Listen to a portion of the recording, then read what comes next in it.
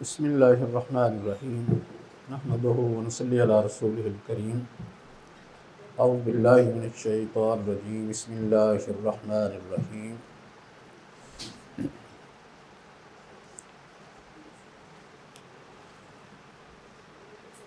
من کان غنیا فلیستعفف من کان فقیرا فلیاکل بالمعروف۔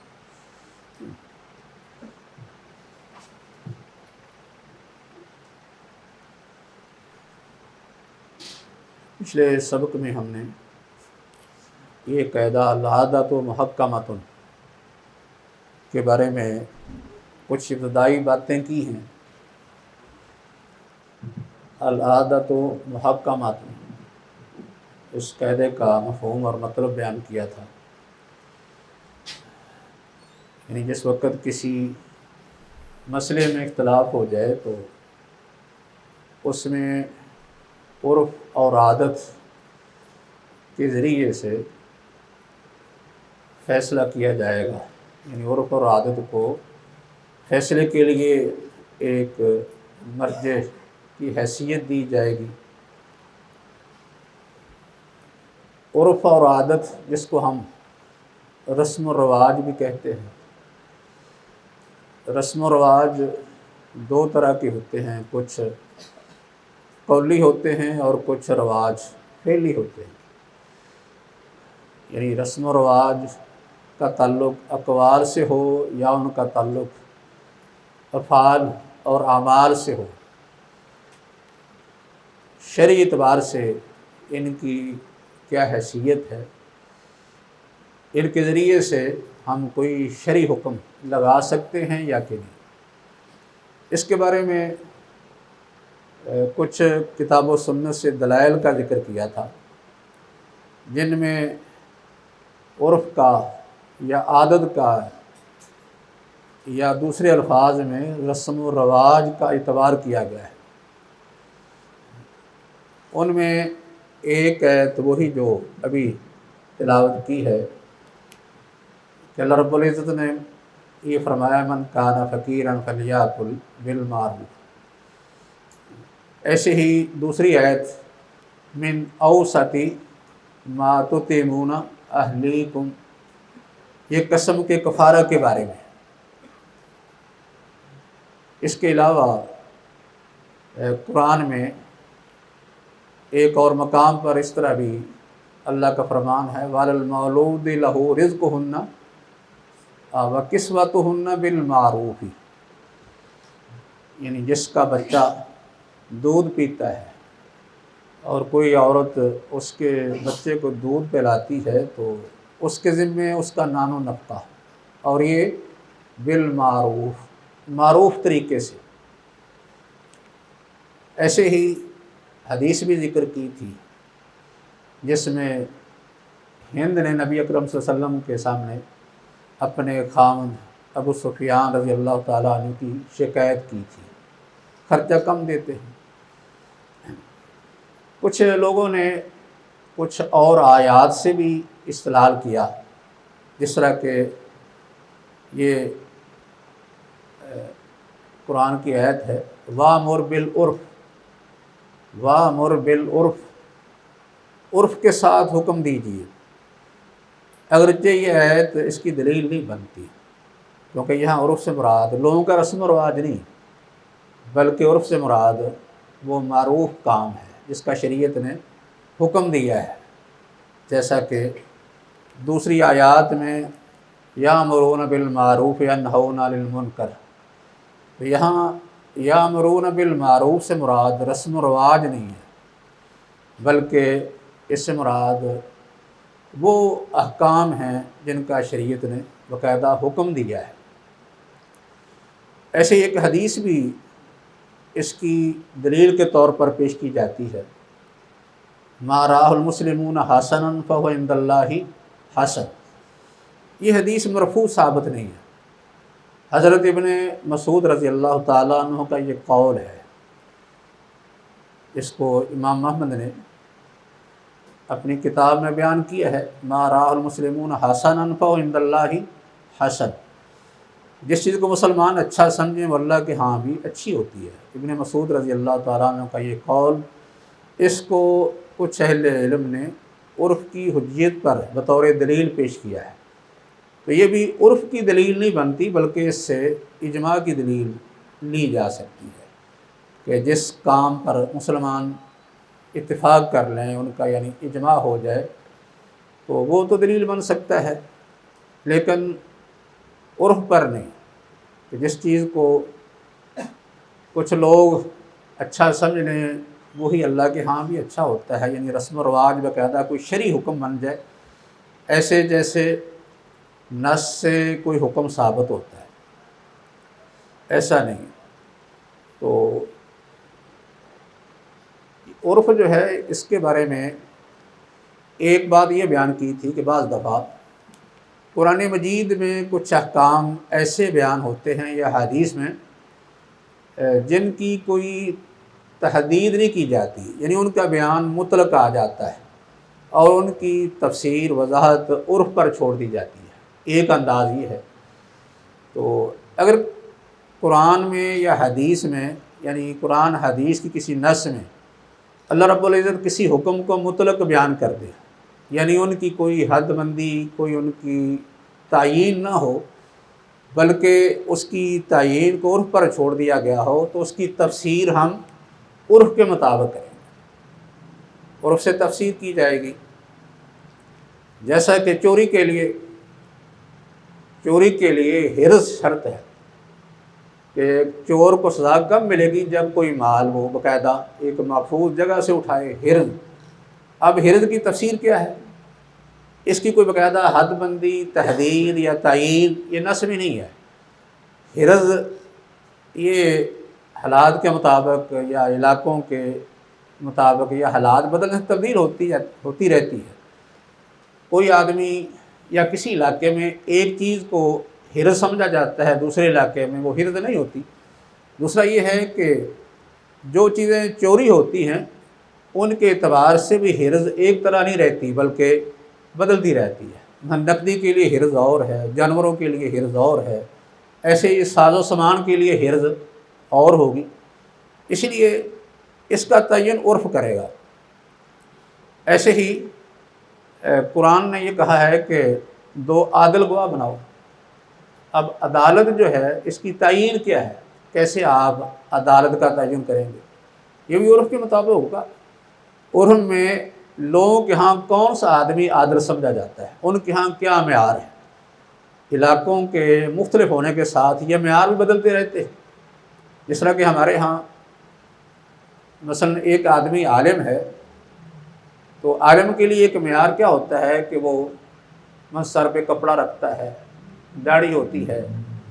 اگر یہ چیزیں ظاہری نظر نہ آئیں تو اس کو عالم نہیں مانا جاتا، لیکن بعض دوسرے علاقوں میں ان کو کوئی زیادہ اہمیت نہیں دی جاتی۔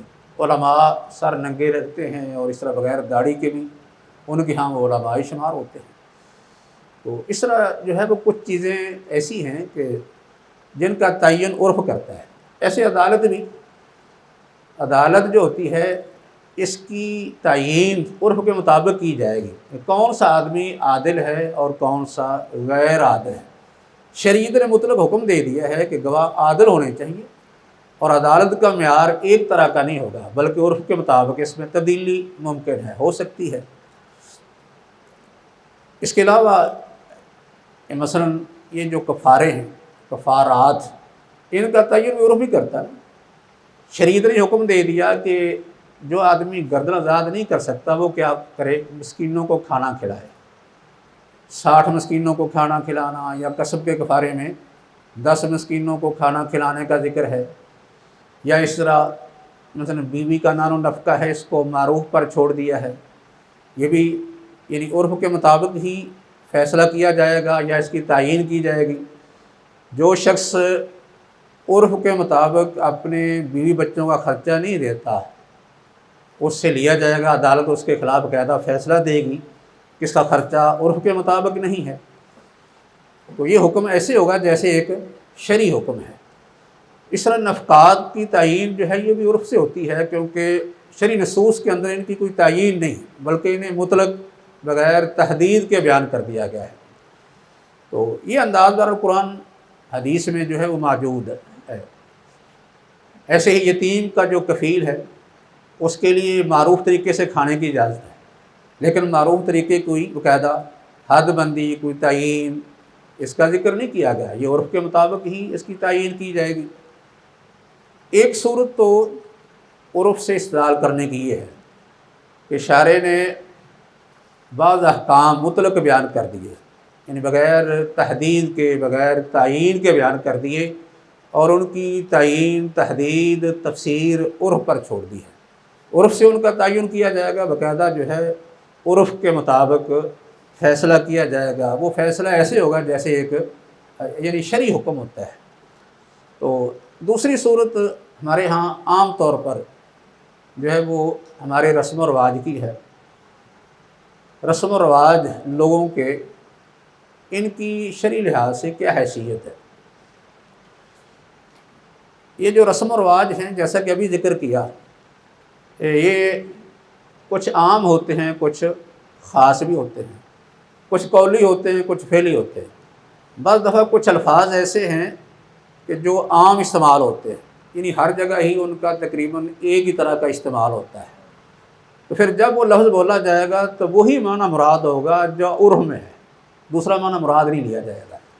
جس طرح کہ یہ ولد کا لفظ ہے، عام طور پر ولد کا لفظ بولا جائے تو اس سے مراد لڑکا لیا جاتا ہے، جبکہ ولد کے اندر لغوی اعتبار سے دیکھا جائے تو لڑکی بھی آ جاتی ہے، لیکن عرف میں اس کا استعمال کیونکہ صرف بچے کے لیے ہوتا ہے، اس لیے وہی معنی مراد لیا جاتا ہے۔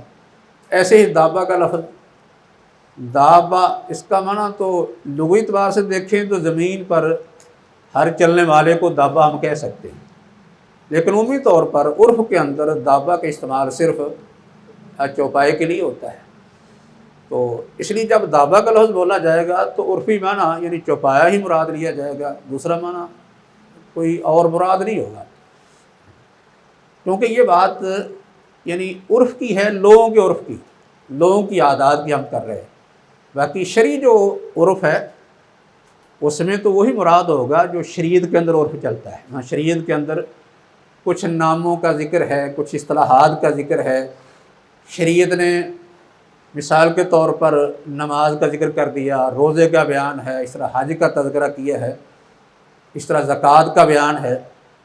تو یہ یعنی شرعی اصطلاحات ہیں، ان سے معنی وہی مراد لیا جائے گا جو شرعی طور پر مراد ہے، کوئی اور نہیں مراد لیا جا سکتا۔ لیکن یہ جو ہم بات کر رہے ہیں یہ لوگوں کے عرف کی ہے کہ لوگ اپنے بول چال میں یا اپنے افعال و اعمال میں کچھ چیزوں کو بطور عادت استعمال کرتے ہیں، اور یہ جو چیزیں بطور عادت استعمال ہوتی ہیں یا عرف بن جاتا ہے، اس میں کچھ قولی ہوتی ہیں، جیسے اس کی یہ مثالیں کچھ دی ہے۔ ایک لفظ عرف میں عام ہو جاتا ہے تو جب بولا جائے گا اس سے مراد وہی عرفی معنی ہوگا، دوسرا معنی نہیں مراد لیا جائے گا۔ ہمارے ہاں مثال کے طور پر لوگ لین دین کرتے ہیں تو عام طور پر کس سے لین دین ہوتا ہے؟ روپے سے ہوتا ہے، یعنی روپے سے لین دین عمومی طور پر ہوتا ہے۔ جب کوئی آدمی یہ بات کرتا ہے کہ میں نے یہ چیز 1000 کی یا 2000 کی خرید لی، تو اس سے مراد کون سی نقدی لی جائے گی، کون سی کرنسی مراد ہوگی؟ روپے ہی ہے۔ کوئی آدمی یہ تو نہیں کہہ سکتا کہ اس سے مراد ڈالر ہیں یا اس سے مراد ریال ہیں، کیونکہ ہمارے ہاں عرف جو چلتا ہے یہ روپے کا ہے کہ روپے کا لین دین ہوتا ہے۔ اگر کسی نے اس کے علاوہ کسی اور کرنسی میں کوئی لین دین کرنا ہے تو اس کی باقاعدہ سرحد کی ضرورت ہوتی ہے، اور یہ اس صورت میں ہے جب جھگڑا پیدا ہو جائے، اس وقت فیصلہ پھر عرف کے مطابق ہوگا۔ دوبارہ یہ کچھ الفاظ ایسے جو عرف میں لوگ استعمال کرتے ہیں، ان کا ایک رواج بن جاتا ہے، تو جب وہ بولے جائیں گے تو وہی مراد ہوگا۔ یہ اصطلاحات ایک تو عام ہوتی ہیں پورے معاشرے کی، یا تمام یعنی علاقوں کے اندر بعض دفعہ ایک لفظ ایک معنی میں استعمال ہوتا ہے، جس طرح کہ یہ دابہ اور ولد کا لفظ یومی طور پر ایسے استعمال ہوتا ہے۔ بلکہ یہ لحم کا لفظ بھی ہے، جب لحم کا لفظ بولا جاتا ہے تو عام طور پر اس سے مراد مرغی اور مچھلی کا گوشت نہیں لیا جاتا، دوسرے گوشت مراد ہوتے ہیں۔ یعنی یہ ایک عرف ہے، حالانکہ ویسے لغوی اعتبار سے دیکھا جائے تو لحم کے اندر سارے گوشت آنے چاہیے۔ ایسے اس کے علاوہ جو ہے وہ لوگ اپنے اعمال یا اپنے افعال کے اندر بھی کچھ یعنی رسم و رواج استعمال کرتے ہیں یا ان کی عادات بن جاتی ہیں، اور اس سے مراد خاص کر وہ عادات ہیں جو طبائع سلیمہ جو ہیں وہ قبول کرتی ہیں یا ان کے ہاں یہ رواج پا جاتی ہے۔ مطلب یہ ہے کہ ایسے کچھ افعال اعمال، ایسے رسم و رواج جو معاشرے کے اندر مقبول ہو جاتے ہیں، یعنی عقل بھی ان کو قبول کرتی ہے، اور جو لوگ عقل سلیم رکھتے ہیں ان کے ہاں معروف ہو جاتے ہیں۔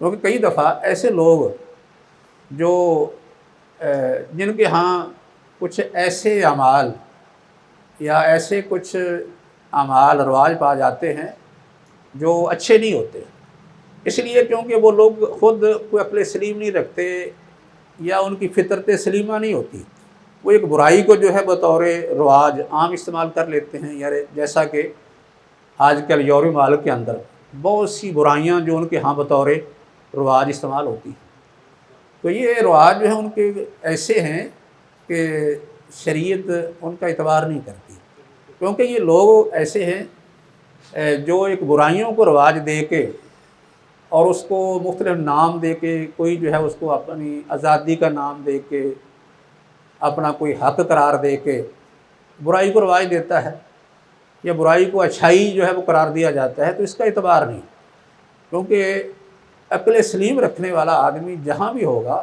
وہ ایسی چیزوں کو پسند نہیں کرتا۔ تو باقی یہ جو رسم و رواج جس کی بات ہم کر رہے ہیں، یہ وہ ہے کہ جو عقل سلیم رکھنے والے لوگ ان یعنی چیزوں کو عام طور پر استعمال کرتے ہیں یا ان کے ہاں رواج پا جاتی ہیں، اور وہ ایسے ہو جاتی ہیں کہ جیسے ان کی باقاعدہ ایک عادت بن جاتی ہے، یعنی وہ چیزیں ان کے دلوں میں قرار پکڑ جاتی ہیں، اور ان کو وہ یعنی بعض دفعہ اس لاشعوری طور پر ہی کرتے رہتے ہیں، انجام دیتے رہتے ہیں، ان پر عمل ہوتا رہتا ہے۔ تو ایسے جو رسم و رواج ہیں شرعی طور پر ان میں کوئی حرج نہیں ہوتا، یہ شریعت جو ہے وہ ان سے روکتی نہیں ہے۔ جس طرح کہ یہ لوگ جو ہیں وہ دنوں میں ایک دن چھٹی کا رکھ لیتے ہیں، یہ بھی رواج ہے، ایک دن چھٹی کا رکھ لیا، 2 دن رکھ لیے۔ اسی طرح آپس میں کچھ لین دین کے طریقے ہوتے ہیں، مثال کے طور پر شریعت کے اندر بیع کا ذکر آ گیا، بیع کا ذکر بھی ہے، اسی طرح جو ہے وہ تجارت کا بیان ہے، پھر اس کے علاوہ جو ہے وہ اجارہ کا ذکر آ گیا، اسی طرح جو ہے وہ مضاربہ کی اصطلاح بھی ہے، مشارکہ کی اصطلاح بھی ہے۔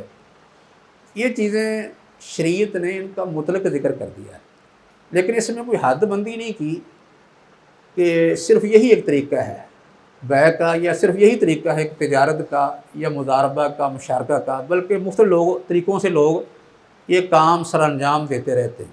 اس لیے جب تک کوئی ایسی قباحت نہیں ہوتی جس سے شریعت نے منع کیا ہو یا شرعی ناس سے ٹکراؤ پیدا نہیں ہوتا، اس وقت تک اہل علم بھی ان کو نہیں روکتے کہ معاملات لوگ سر انجام دیتے رہتے ہیں۔ اس لیے کیونکہ شریعت نے ان کی تعیین اس لیے نہیں کی کہ ان کی بنیاد کیا تھی، یہ بھی عرف تھا، یعنی اس وقت کے عرف میں جو چیزیں عام طور پر چل رہی تھی اسی طرح ہی وہ چلتی رہی، شریعت نے ان کو باقی رکھا، جس عرف میں کوئی قباحت سمجھی اس کو روک دیا، منع کر دیا، کیونکہ اس وقت کے جو عرف چل رہے تھے ان میں مثلا بیع، تجارت، اس طرح مضاربہ، مشارکہ، اجارہ، یہ عرف چلتے تھے، ان سے منع نہیں کیا، حتیٰ کہ یہ بیع سلم یہ بھی عرف چلتا تھا، تو اس کو بھی شریعت نے منع نہیں کیا، باقی رکھا ہے۔ یعنی اور بھی کئی طریقے، جیسا کہ عام طور پر شریعت کے اندر اصول یہ ہے، قاعدہ یہ ہے کہ ایک مجہول یا معدوم چیز کی بیع جائز نہیں، لیکن بیع سلم کی اجازت دے دی، کیونکہ اس وقت ایک عرف چل رہا تھا۔ ایسے ہی شریعت نے یہ منع کر دیا کہ کوئی شخص جو تیار شدہ خشک کھجوریں ہیں ان کی بیع درختوں کے اوپر تازہ لگی ہوئی کھجوروں کے ساتھ نہ کرے۔ اس کو کیا کہا؟ مزابنہ، اس سے منع کر دیا۔ لیکن بیع العریہ کی اجازت دے دی۔ یہ اجازت کیوں ملی؟ اس لیے اس وقت بھی یہ ایک رواج چل رہا تھا، اس کی اجازت دے دی۔ مطلب یہ ہے کہ ایسا رواج جو اس وقت لوگوں کے ہاں عام طور پر چلتا تھا، اس بنیاد پر شریعت نے ان کو منع نہیں کیا، باقی رکھا ہے۔ لیکن جس عرف کے اندر کوئی قباحت تھی اس کو منع کر دیا۔ مثال کے طور پر ایک عرف ان کے ہاں یہ بھی تھا کہ ایک آدمی کسی کو متبنہ بیٹا بناتا، اور متبنہ بیٹے کے احکام بالکل وہی ہوتے جو حقیقی اور سگے بیٹے کے تھے۔ شریعت نے اسے روک دیا کہ متبنہ بیٹا جو ہے وہ سگے بیٹے کی طرح حقوق نہیں رکھتا کہ باقاعدہ اس کو وراثت میں حقدار بنایا جائے، حصہ دار بنایا جائے۔ ایسے ہی اس وقت عرف یہ بھی تھا کہ وہ عورتوں اور بچوں کو وراثت حصہ نہیں دیتے تھے، یہ بھی عرف تھا۔ لیکن شریعت نے اس عرف کو ختم کر دیا، اس کا اعتبار نہیں کیا، باقاعدہ عورتوں کا حصہ مقرر کیا، بچوں کا حصہ مقرر کیا، یعنی اس عرف کو رد کرتے ہوئے اس کے الٹ احکامات جو ہے وہ صادر کر دیے۔ تو اس سے یہ معلوم ہوتا ہے کہ عرف یعنی اچھا بھی ہوتا ہے اور عرف برا بھی ہوتا ہے۔ شریعت نے جو احکامات دیے ہیں، خاص کر وہ احکام جن کی بنیاد ظاہری طور پر ہمیں عرف پر نظر آتی ہے، اس میں جس عرف کو صالح اچھا سمجھا اس کی اجازت دے دی، جس کو اچھا نہیں سمجھا اس کا رد کر دیا ہے۔ اور یہ کچھ مثالیں یہ اس لیے دی ہیں کہ ہمارے سامنے یعنی عرف کی وہ صورتیں آ جائیں جن کا تعلق جو ہے وہ انسان کے اعمال سے ہوتا ہے، افعال سے ہوتا ہے۔ عملی طور پر لوگوں کے ہاں وہ چیزیں رواج پا جاتی ہیں، جس طرح کہ کچھ رواج ہمارے ہاں شادی بیاہ کے ہیں، کچھ خوشی غمی کے رواج ہیں۔ ایسے ہی ہمارے ہاں لین دین کا ایک طریقہ ہے، لباس کا ایک رواج ہے، کھانے پینے کے رواج ہیں۔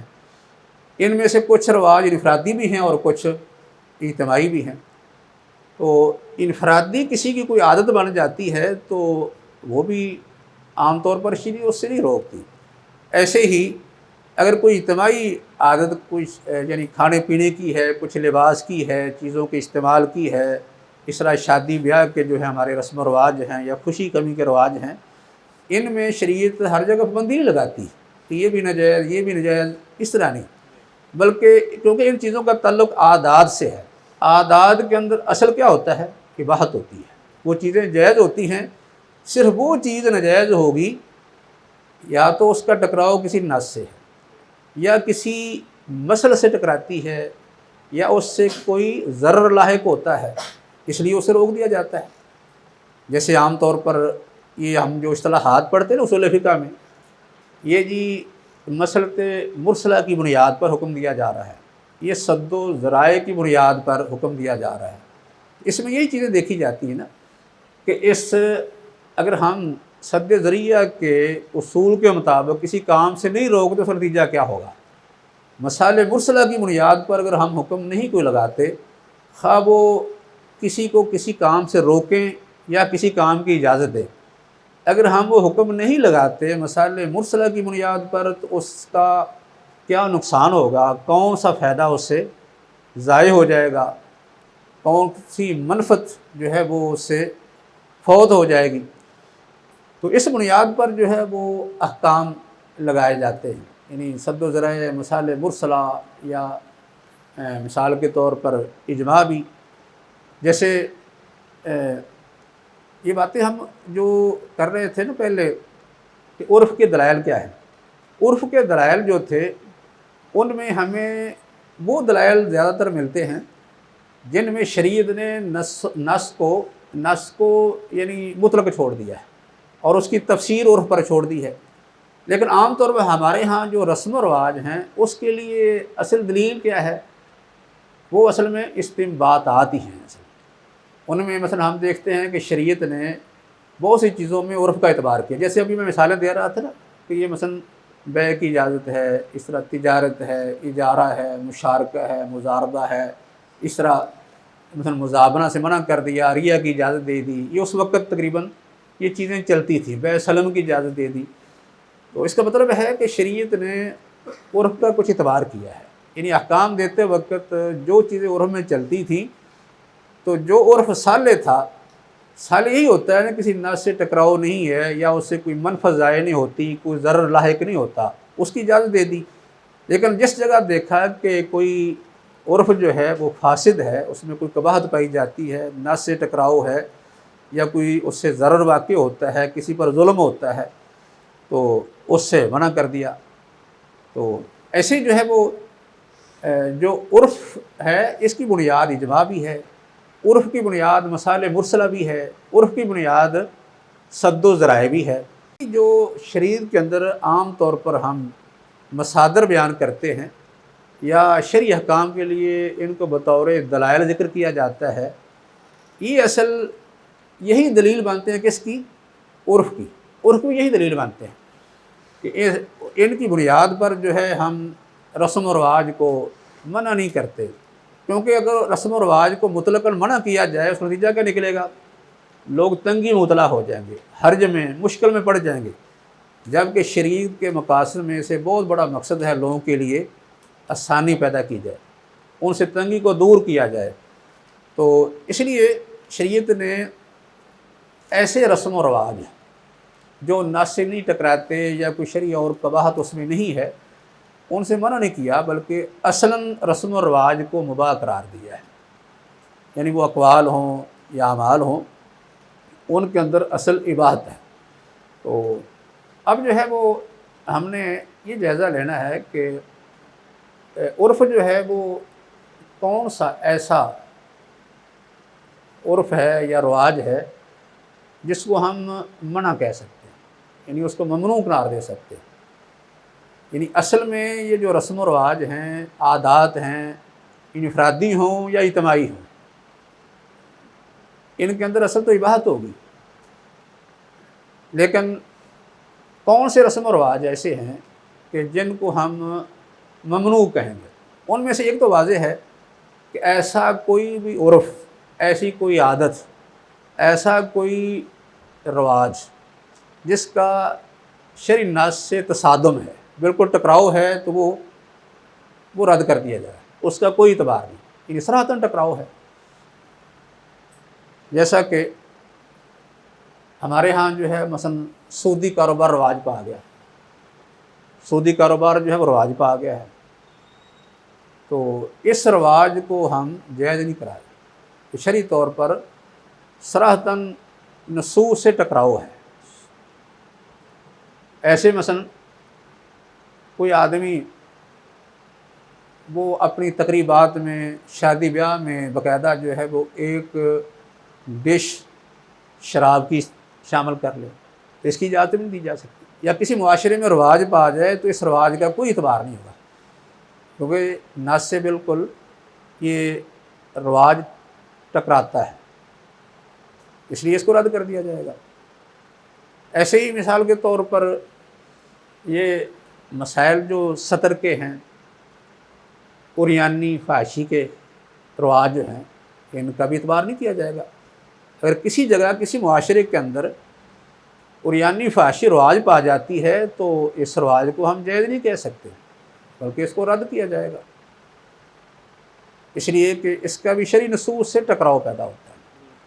اس لیے جہاں شرعی نص سے ٹکراؤ ہے تو ایسے رواج جو ہے ان کا اعتبار نہیں. ہمارے ہاں بعض دفعہ یہ دو چیزیں، یہ بات میں نے اس دن کی تھی، خلط ملط ہو جاتی ہیں، کیونکہ لوگوں سے ایسی باتیں سننے میں آتی ہیں.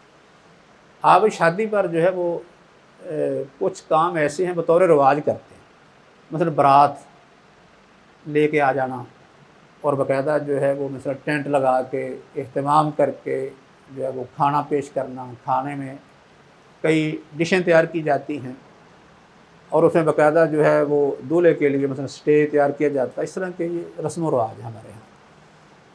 تو کئی لوگ اس میں اضافہ یہ کر دیتے ہیں کہ ڈھول ڈھمکا اس میں آ گیا، ناچ گانا شروع ہو گیا، بلکہ اس میں عورتیں باقاعدہ ناچتی ہیں. اس میں خاص کر مہندی کے موقع پر یہ کام. تو جب ان سے کوئی ایسی بات کی جائے نا کہ یہ کام آپ غیر شرعی کر رہے ہیں، تو کہتے ہیں کہ آپ نے یہ جو ٹینٹ لگائے ہیں کھانے کھلا رہے ہیں تو یہ کون سی شریعت ہے؟ حالانکہ وہ جو کام ہیں وہ کیا اصل میں مباح ہے۔ ان میں تو ہم نے یہ دیکھنا ہے کہ ان میں سے کون سا کام ناجائز ہے۔ مثلا اس میں کھانے پینے کی اجازت ہے لیکن اسراف کی اجازت نہیں۔ اسراف تو منع ہے کہ آپ ایسا کام نہ کریں جس میں اسراف ہو، تو باقی جائز طریقے سے کھانا پینا، اٹھنا بیٹھنا اپنے رسم و رواج کے مطابق خوشی منانے میں کوئی حرج نہیں۔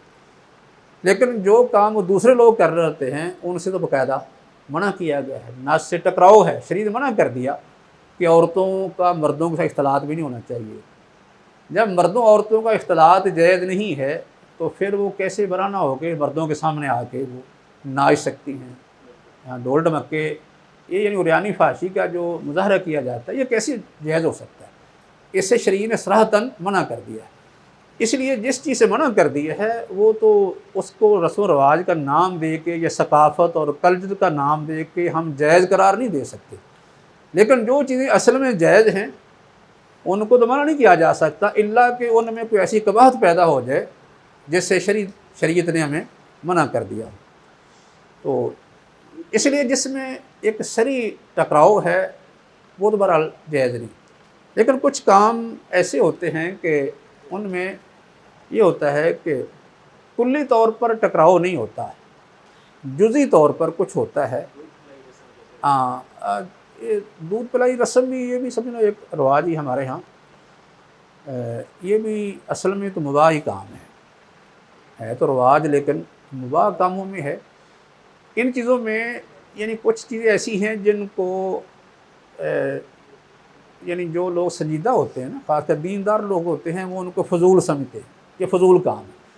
فضول کاموں سے آدمی جتنا بچ جائے بہتر ہے، لیکن اگر کوئی آدمی کرتا ہے تو ان کو اس طرح آدمی فتویٰ نہیں دے سکتا کہ یہ کام آپ کا بالکل حرام ہے، ناجائز ہے۔ کوئی سخت بات کرنی ذرا مشکل ہوتی ہے الا کہ ایک مباح اور جائز حد سے وہ آگے نکل جائے۔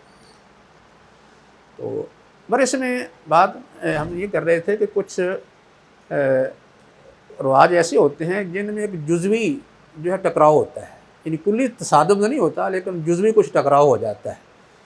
جیسے ابھی یہ ذکر کیا تھا کہ عام طور پر قاعدہ اصول یہی ہے کہ آپ کوئی معدوم چیز کی بیع نہ کریں، جو آپ کے پاس نہیں یا معدوم چیز کی بیع نہ کی جائے، لیکن شریعت نے بیع سلم کی اجازت تو حدیث میں ثابت ہے، بیع سلم کی اجازت مل گئی۔ آگے اس کے بعد اہل علم نے عرف کے مطابق استثناء کو بھی اس سے یعنی خاص کر لیا۔ استثناء کا معنی یہ ہوتا ہے کہ کوئی چیز کسی سے آرڈر پر تیار کرائی جاتی ہے۔ یہ عام طور پر پرانا رواج یہ تھا کہ جوتے وغیرہ لوگ بناتے تھے، یعنی آرڈر پر جوتے تیار کرنا، اور اس کے لیے باقاعدہ قیمت طے ہو جاتی تھی کہ یہ جوتا اتنے کا ہوگا، حالانکہ اس وقت اس کا وجود نہیں ہوتا، پہلے بات ہو جاتی ہے۔ تو اس کو اہل علم نے یعنی اس یعنی جو شرعی قاعدہ ہے اس سے مستثنیٰ قرار دیا ہے۔ کس بنیاد پر؟ یعنی عرف کی بنیاد پر۔ عرف کے اندر ایک ضرورت بن گئی کہ لوگ جو ہیں وہ سائی پر یا آرڈر پر چیزیں تیار کرواتے ہیں، یہ ان کی ضرورت ہے، اگر روکا جائے تو تنگی مشکل میں پڑ جائیں گے، لہذا علماء نے اس سے منع نہیں کیا، بلکہ یہ مسئلہ ایسے بن گیا جیسے اجماعی ہے، اتفاقی مسئلہ بن گیا۔ اور آج کل تو اتنا یہ رواج پا چکا ہے کہ ہر جگہ یہ کام چل پڑا ہے کہ آرڈر پر چیزیں تیار ہو رہی ہیں، تقریباً فیکٹریاں بہت سی چیزیں تیار کر رہی ہیں جن میں یہ ہوتا ہے کہ بات پہلے ہو جاتی ہے ساری، یعنی خرید و فروخت ساری مکمل ہو جاتی ہے لیکن چیز کا ابھی وجود نہیں ہوتا، بعد میں تیار ہوتی رہتی ہے۔ اس کے بارے میں یعنی ممانعت کا فتویٰ نہیں دیا جاتا بلکہ جواز کا فتویٰ ہوتا ہے۔ تو یہ چیز ایسی ہے کہ جس کا ٹکراؤ مکمل یعنی نص سے نہیں ہے بلکہ یہ ایک جزوی ٹکراؤ ہے، اور عرف کی بنیاد پر یہ سمجھ لیں کہ عام قاعدے سے کیا ہے، استثناء ہے۔ ایسے ہی بعض دفعہ ایسا ہوتا ہے کہ کچھ احکام شرعی نصوص میں موجود ہوتے ہیں، کچھ مسائل کے احکام شرعی نصوص میں موجود ہوتے ہیں لیکن ان نصوص میں جو احکام ہیں ان کی بنیاد عرف پر ہوتی ہے۔ تو اگر ایسی صورت ہو تو پھر بھی عرف بدلنے سے حکم جو ہے وہ تبدیل ہو جائے گا۔ جیسا کہ ہم یہ ابھی بات کر رہے تھے نا کہ عرف کے مطابق یہ جو لین دین کے معاملات ہیں، تجارت کے ہیں، اس طرح مضاربہ ہے، مشارکہ ہے، اس میں آپ دیکھتے ہیں آج کل تبدیلیاں آ گئی ہیں۔ تو پہلے والا جو طریقہ کار تھا وہ آج نہیں رہا ہے، اس میں یعنی کچھ نہ کچھ تبدیلی آ جاتی ہے۔ تو اس میں جب عرف بدلے گا تو حکم جو ہے اس کے اندر یعنی تبدیلی آ جائے گی، عرف بدلنے سے تبدیلی آئے گی۔ اصل میں یہ تبدیلی نص میں نہیں یا ایک شرعی حکم میں نہیں، بلکہ اس کی جو تبدیلی ہے اس کی بنیاد کیا ہوگی کہ نص کا حکم ہی عرف کی بنیاد پر تھا۔ جیسا کہ مثلا صدقۃ الفطر کے بارے میں حدیث واضح ہے کہ نبی صلی اللہ علیہ وسلم کے وقت میں صدقۃ الفطر کس سے نکالا جاتا تھا؟ اس میں جو، کھجور اور منقع اور اس طرح پنیر وغیرہ کا ذکر آتا ہے۔ لیکن آج اگر صورتحال بدل جائے کہ کسی قوم کے ہاں کسی ملک میں رواج یہ بن جائے کہ جو غلہ جس سے صدقۃ الفطر دیا جاتا ہے، جو عام خوراک کے طور پر استعمال ہوتا ہے، وہ تبدیل ہو جائے۔ مثلا جیسے بعض ملکوں میں جو ہے وہ چاول استعمال ہوتا ہے، بعض ملک جو ہیں وہ چاول کثرت استعمال کرتے ہیں، وہ ان کی بنیادی غذا بن گیا ہے۔ ہمارے ہاں جیسے گندم بن گئی ہے، گندم کا رواج ہے۔ نبی صلی اللہ علیہ وسلم وقت میں یہ گندم کا رواج زیادہ نہیں تھا، بلکہ صدقۃ الفطر جو ہے وہ زیادہ تر کھجور، جو اور منقع وغیرہ سے ادا کیا جاتا تھا۔ لیکن آج جو ہے وہ کسی جگہ رواج یہ بن جائے کسی قوم کے ہاں، یعنی ان کی جو بنیادی غذا ہے یا خوراک ہے وہ چاول بن جائیں، یا چاول کے علاوہ کوئی جوار بن جائے، کوئی اور خوراک بن جاتی ہے، تو پھر صدقۃ الفطر کس سے دیا جائے گا؟ اسی یعنی خوراک سے دیا جائے گا نا۔ تو ہم یہ تو نہیں کہہ سکتے کہ یہ کیا ہوا، شرعی حکم تبدیل ہو گیا۔ اس کو ہم اس طرح نہیں کہیں گے شرعی حکم تبدیل ہو گیا۔ نص کو ہم نے تبدیل نہیں کیا، بلکہ ہوا کیا، اس نص میں جو حکم تھا اس کی بنیاد کیا تھی؟ عرف پر۔ تو جب عرف بدلا اس کے ساتھ حکم بھی تبدیل ہو گیا۔ ایسے باقی چیزیں بھی ہیں۔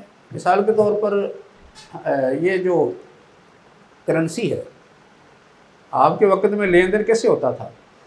وہاں سونے چاندی سے ہوتا تھا، سونے چاندی سے لین دین ہوتا تھا، اور سونا چاندی جو ہے یہ وزن سے بیچے خریدے جاتے تھے، اور گندم، جو، پنیر، منقع وغیرہ ان کی بیع کیسے ہوتی تھی؟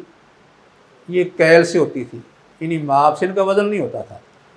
لیکن ہمارے ہاں جو ہے وہ کیا ہوا، ان چیزوں کی خرید و فروخت اب وزن سے ہوتی ہے۔ کوئی چیز ان کی خرید و فروخت جو ہے وزن سے کرتا ہے تو کیا اس کو روکا جا سکتا ہے؟ یہ تبدیلی عرف کے حساب سے ہے نا، کہ اس وقت خرید و فروخت کیل ماپ سے ہوتی تھی، آج جو ہے وہ وزن سے ہونے لگی ہے۔ اگر کسی وقت میں یہی چیزیں گنتی کی صورت میں اگر بیچی خریدی جائیں گی تو پھر بھی اس کے عرف کے مطابق ہی خرید و فروخت ہوگی، یعنی جائز ہوگی۔ ان پر کوئی شخص حرمت کا یا ممانعت کا حکم نہیں لگا سکے گا۔ تو اس طرح یعنی یہ وہ نصوص ہیں جن کی اصل بنیاد عرف پر تھی، تو بعد میں جب عرف میں تبدیلی آئے گی تو حکم بھی تبدیل ہو جائے گا۔ اصل نص نہیں بلکہ سمجھ لو اس کا اطلاق بدل گیا، کہ پہلے اس کا اطلاق جو تھا وہ جو پر تھا، اور یا منقع پر یا پنیر پر تھا، اب اس کا اطلاق جو ہے وہ چاول پر ہو گیا، یا مثلا گندم پر۔ اس کے علاوہ کوئی اور اگر بنیادی خوراک ہو تو اس پر بھی ہو سکتا ہے۔ ایسے جو ہے وہ ایک صورت عرف کی یہ بھی ہوتی ہے کہ کسی وقت یعنی کچھ احکام ایسے ہیں کہ جن کی بنیاد شرعی نص پر نہیں ہوتی، بلکہ اصل حکم کی بنیاد اہل علم نے اتحاد اور رائے پر رکھی ہوتی ہے۔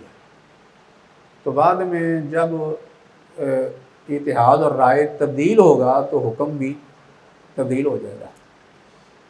اس کے بارے میں عام طور پر کہتے ہیں کہ زمانے کے بدلنے سے حکم بھی بدل جاتا ہے۔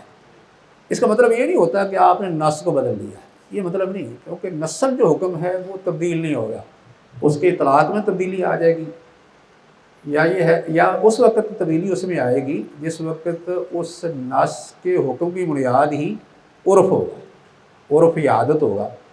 ایسے ہی اگر کسی جگہ حکم کی بنیاد جو ہے وہ اجتہاد ہے، رائے ہے، تو جب کسی وقت کسی زمانے میں اجتہاد رائے تبدیل ہوگا تو حکم بھی تبدیل ہو جائے گی۔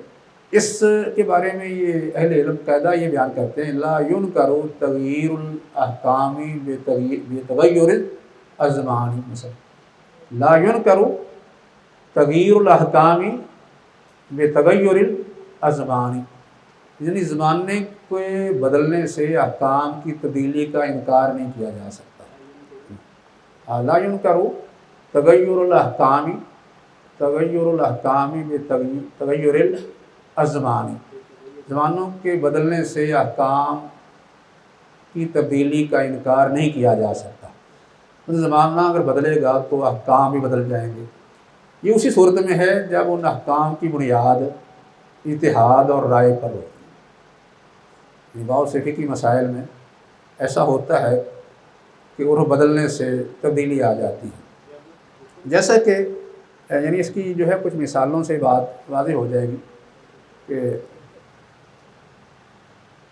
شرعی طور پر یہ حکم ہے کہ کوئی آدمی کسی سے کوئی چیز خریدتا ہے اور اس جو مشتری ہے وہ جب دیکھے کہ اس میں کوئی عیب نظر آ رہا ہے، اس کو واپس کرنے کا اختیار ہے کہ وہ عیب والی چیز کو وہ واپس کر سکتا ہے۔ لیکن عیب جو ہے وہ اگر زمانے بدلنے سے اس میں تبدیلی آ جائے، ایک وقت میں ایک چیز کے اندر عیب کو عیب سمجھا جاتا ہو، جب زمانہ کچھ بدل جائے تو اس چیز کو عیب نہ سمجھا جاتا ہو، پھر حکم بدل جائے گا۔ یعنی ایک وقت میں ایک چیز کے اندر ایک چیز کو عیب سمجھا جاتا ہے، لیکن وقت گزرنے کے ساتھ وہی عیب نہیں رہتا، تو پھر لوگ کہتے ہیں کوئی حرج نہیں اس میں، تو پھر اس وقت اس عیب کی بنیاد پر وہ چیز واپس نہیں کی جائے گی، کیونکہ لوگوں کے ہاں وہ عیب نہیں رہا۔ مثال کے طور پر ایک شرعی حکم یہ ہے کہ جب کوئی آدمی چیز خریدتا ہے نا، چاہیے اس کو دیکھے، اس میں وہ اپنا اختیار بھی رکھتا ہے کہ مجھے دیکھنے تک اختیار ہے، اس کو کہتے ہیں اختیار رویت، اختیار رویت۔ یہ مطلب جو چیز خریدنی ہے اس کو آدمی دیکھ کر خریدے، کہیں دھوکہ نہ ہو جائے۔ اور اگر کوئی آدمی خریدنے والا یہ کہے کہ میں یہ چیز اتنے کی خریدوں گا لیکن دیکھنے تک مجھے اختیار ہوگا، مطلب کوئی آدمی جو ہے وہ کسی جگہ کچھ مکان خریدتا ہے، جس طرح کہ ہمارے ہاں کیا ہوتا ہے، یہاں آج کل باقاعدہ جو ہے وہ پلازے بنے ہوتے ہیں اور باقاعدہ جو ہے وہ مکان بنے ہوتے ہیں، کوارٹر جس کو کہتے ہیں، کوارٹر بنے ہوتے ہیں۔ تو ایک شخص نے کوارٹر خریدنا ہے تو وہ کوارٹر جو ہیں مختلف قسم کے ہوں، رواج یہ ہو کہ کوارٹر مختلف قسم کے ہیں، اس وقت حکم کیا ہوگا، کوارٹر دیکھ کر ہی اس کی بیع ہوگی۔ لیکن اگر کسی جگہ کوارٹر جو ہے سارے کے سارے ایک ہی طرح کے ہوں، جس طرح کہ آج کل عام طور پر ہوتا ہے کہ لوگ عمارتیں بناتے ہیں، کمرے بھی سارے ایک طرح کے، کوارٹر بھی سارے ایک طرح کے، دکانیں بھی ساری ایک طرح کی، ایک شخص ایک دکان دیکھ لے تو وہ پھر باقی یعنی نہیں دیکھتا یا اس کو ضرورت نہیں رہتی، اس میں اس کو پھر خیار رویت نہیں ہوگا، یعنی بات جو ہے یہ ختم ہو جائے گی، کیونکہ جب ایک دکان یا ایک مکان یا ایک کمرہ اس کے سامنے آ گیا اور سارے کے سارے کمرے جو ہیں وہ اسی ڈیزائن کے ہیں، اسی سائز کے ہیں، ایک ہی طرح کے ہیں، اس کو سارے دیکھنے کی ضرورت ہی نہیں ہے۔ اس طرح جو ہے وہ یہ رواج بدلنے سے حکم بھی تبدیل ہو جائے گا، کیونکہ یہ تبدیلی آتی رہتی ہیں، لوگ کبھی تعمیر کسی انداز سے کرتے ہیں، کبھی کسی انداز سے کرتے ہیں۔ اگر تعمیر کا انداز یہ ہو کہ وہ سارے کمرے دکانیں مختلف ہوں تو پھر تو اس کو دیکھنے کی ضرورت ہے، ہر ایک کو دیکھے گا، لیکن اگر رواج یہ ہو کہ وہ سارے کمرے دکانیں ایک ہی طرح کی ہوں گی تو پھر اس کو ہر ایک دیکھنے کی ضرورت نہیں، ایک اس نے دیکھ لیا، اس کے بعد اس نے خریدنے کا بیچنے کا جو فیصلہ کر لیا ہے اس پر عمل ہوگا، پھر اس کو اختیار رویت جو ہے وہ باقی نہیں رہے گا۔ ایسے اور بھی مسائل جو ہے وہ ایسے سامنے آتے ہیں جیسے شروع میں یہ تھا کہ مسلمان خاص کر دین کا کام جو ہے وہ مفت میں کرتے تھے، یعنی بغیر اجرت کے کرتے تھے، کوئی امامت پر، خطابت پر، کسی درس پر، جمعہ پر کوئی پیسے نہیں لیتے تھے۔ عام طور پر یہ ہوتا تھا کہ یا تو الگ کاروبار کرتے تھے، باقاعدہ وہ 24 گھنٹے مسجد میں پابند نہیں تھے، یا پھر انہیں بیت المال سے باقاعدہ تنخواہ دی جاتی تھی۔ لیکن جب سے بیت المال کی تنخواہیں منقطع ہو گئی اور ائمہ اور خطباء جو ہیں باقاعدہ مساجد میں پابند ہو گئے کہ کسی اور جگہ یہ کام نہیں کر سکتے، تو اس وقت ان کے لیے تنخواہ وغیرہ لینا، یہ معاوضہ لینا، اس کے جواز کا اہل علم نے فتویٰ لگا دیا۔ اگر یہ کام نہ کیا جائے گا، ان کو تنخواہ نہیں دی جائے گی، اجرت نہیں دی جائے گی، تو پھر نتیجہ کیا ہوگا؟ یہ لوگ یا تو دین کا کام کریں گے تو پھر اپنا گھر نہیں چلا سکتے، اگر گھر چلانے کے لیے، کاروبار کے لیے جائیں گے تو پھر دین کا کام نہیں کر سکتے۔ اس لیے اس تبدیلی سے حکم بھی جو ہے وہ تبدیل یعنی ہو گیا رواج کے مطابق، کہ پہلے جو صورتحال تھی وہ نہیں رہی۔ اس وقت مسجدوں میں، مدرسوں میں لوگ اس طرح بند نہیں تھے کہ 24 گھنٹے یہاں ہی رہنا ہے، کوئی اور کام نہیں کرنا، کام اور بھی کرتے تھے، بیت المال سے انہیں تنخواہ مل جاتی تھی۔ لیکن جب یہ صورتحال تبدیل ہوگی تو پھر اس کے جواز کا فتویٰ اب جو ہے وہ یعنی درس و تدریس پر بھی، امامت پر، نماز پڑھانے پر، دین کے دیگر کاموں پر، دعوت تبلیغ کر باقاعدہ جو ہے وہ اجرت دی جاتی ہے، لی جاتی ہے۔ اور اس کی وجہ یہی، اگر یہ کام نہ کیا جائے تو یہ تو کام کرنے والے تنگی میں مبتلا ہوں گے، تو یا پھر دینی کام جو ہے وہ رک جائے گا، دین کی تبلیغ، نشر و اشاعت جو ہے وہ آگے نہیں ہو سکے گی، جس کے نتیجے میں دینی نقصان ہے۔ اس لیے ان کی اجازت دے دی گئی۔ اس طرح جو ہے وہ یعنی کچھ چیزیں ایسی کہ یا کچھ احکام کہ جن کی بنیاد یہ اصل اجتہاد اور رائے پر تھی، اس میں اگر حالات بدل جاتے ہیں، لوگوں کی عادات، طور طریقے بدل جاتے ہیں، تو احکام بھی تبدیل ہو جائیں گے۔ تو اس کے بارے میں یہ اہل علم یہ کہتے ہیں کہ زمانے بدلنے سے یا حالات بدلنے سے احکام کی تبدیلی ہو جاتی ہے اور اس کا انکار نہیں کیا جا سکتا۔ تو بہرحال یہ چیزیں جو ہیں وہ اصل میں یعنی غور سے دیکھنے کی ہے، جاننے کی ہیں، کہ کیونکہ یہ چیزیں عام طور پر خلط ملط ہو جاتی ہیں، کہ عام طور پر لوگ جو ہیں وہ کہتے ہیں کہ رسم و رواج جو ہے اس کا کیونکہ اعتبار کیا جاتا ہے اور اس کو اتنی اہمیت دی جاتی ہے کہ شرعی نص کو چھوڑ دیا جاتا ہے، شرعی ٹکراؤ بھی ہو تو چھوڑ دیا جاتا ہے۔ حالانکہ ایسی صورت نہیں ہے، کیونکہ ایک شرعی جو نص کا ٹکراؤ ہے اس میں تو عرف کو بالکل ہی قطعاً کوئی اہمیت نہیں ہوئی، رد کر دیا جائے گا۔ باقی اس کی یہ صورتیں درمیان میں بن جاتی ہیں، جیسا کہ یہ 2-3 صورتیں میں نے بیان کی ہیں نا، کہ ایک ہوتا ہے کہ نصوص کے اندر جو احکام دیے گئے ہیں ان کی بنیاد عرف، اس کی تبدیلی سے پھر احکام جو ہے وہ تبدیل ہو جائیں گے۔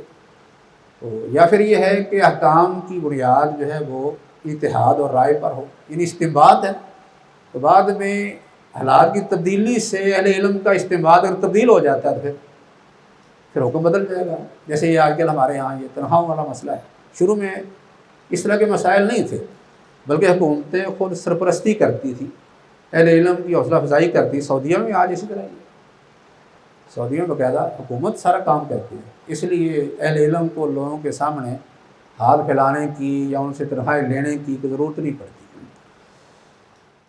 زندگی شعور سے، الحکمہ انٹرنیشنل۔